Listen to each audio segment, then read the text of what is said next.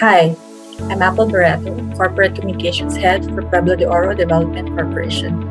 And today, I am joined by Professor and Architect Jason Pomeroy, award-winning architect, academe, TV presenter, and author, regarded as one of the world's leading experts in sustainable designs.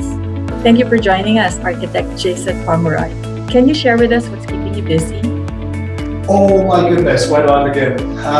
Well, we are designing Kallang Alive Master Plan, which is an 89-hectare sports, recreation and leisure district in Singapore on the site of the old Kallang Airport, which will be one of the most sustainable sporting precincts in the world. We are actively involved with redefining light industrial workplace in Indonesia in the shape of Jababeka's Silicon Valley. We've also been appointed on an academic front to help ASEAN countries try to ensure that they are doing more smart and green sustainable solutions, and that means us collaborating with my alma mater, Cambridge University.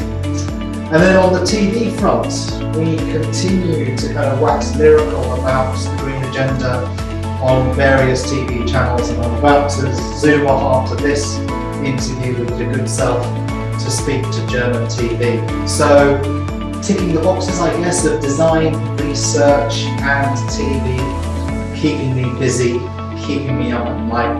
What more could I ask for? Definitely at the forefront of sustainable designs and world-class developments. In the Philippines, can you share with us your latest projects?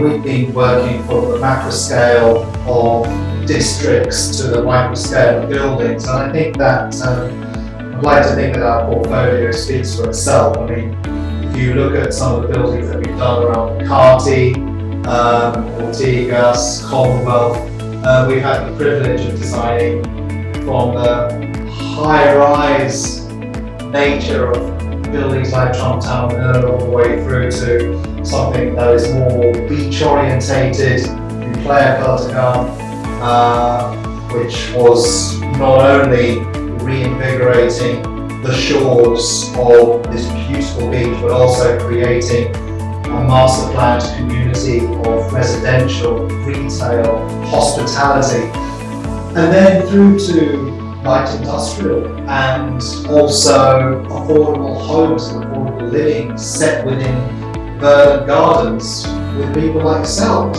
So I guess it's always been a wonderful opportunity to bring the green agenda to a diverse range of different building types. And I guess given the state of play of the Philippine economy, it's good to see us being able to leverage our influence and hopefully ensure that Filipinos can enjoy a greener future.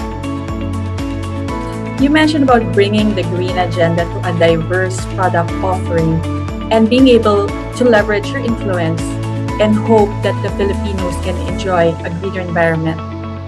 Tell us, what makes Townscape Small Bar unique from other township developments? Well, I think that it's always about trying to find the truth of the landscape. I mean, I think so many designers, I shouldn't talk about designers, but I mean so many designers will come and try and massage their ego to the scheme.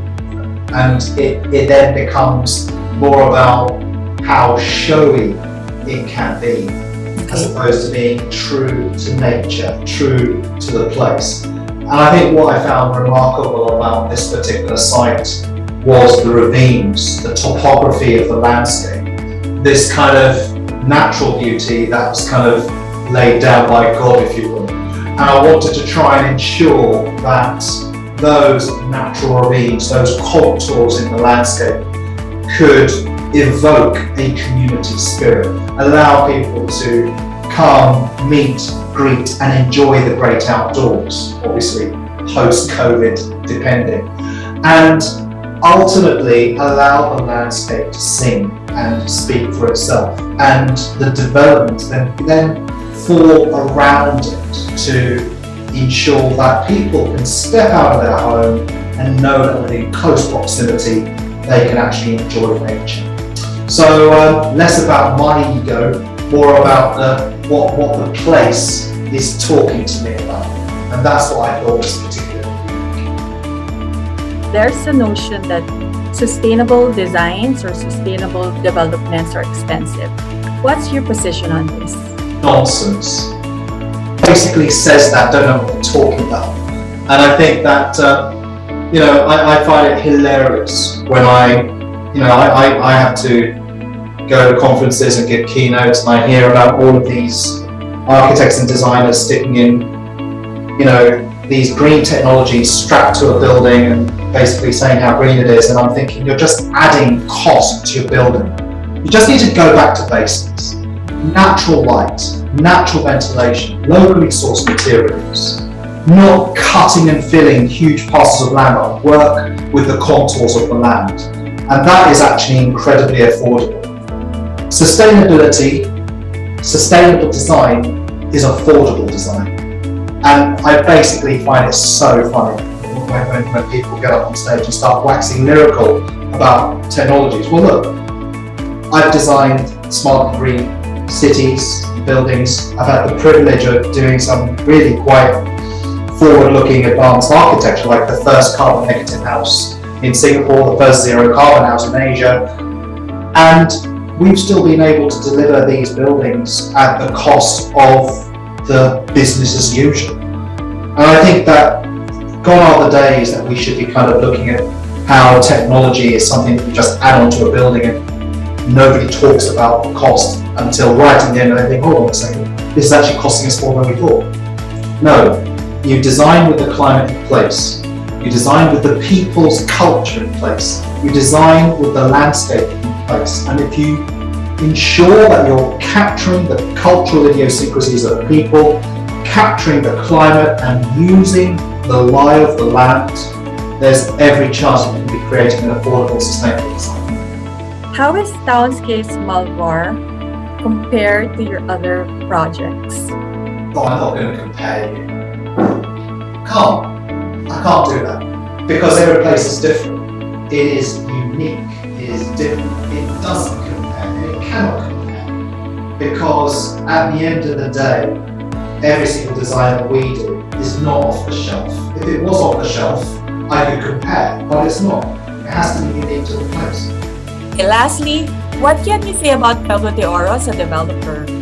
Part and parcel of that process is working with people that you like, getting the team together that you feel is right. And I was quite thankful that I have a wonderful team in our studio, and you have kind of a wonderful team over there. We work very well together. So as long as there is that chemistry to go through a sustainable process to deliver a sustainable product, I'm sure that better things can happen in the future. So I'm waiting for your call. Likewise, architect, we look forward to working with you and your team again for Pueblo de Oro's future projects. Thank you, more power, and stay safe. Thank you very much. Stay safe. Take care.